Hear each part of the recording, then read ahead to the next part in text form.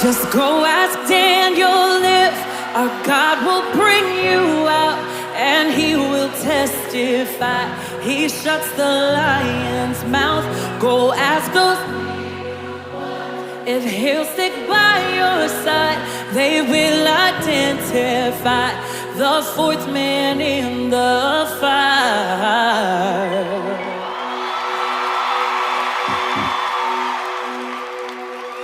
They'll tell you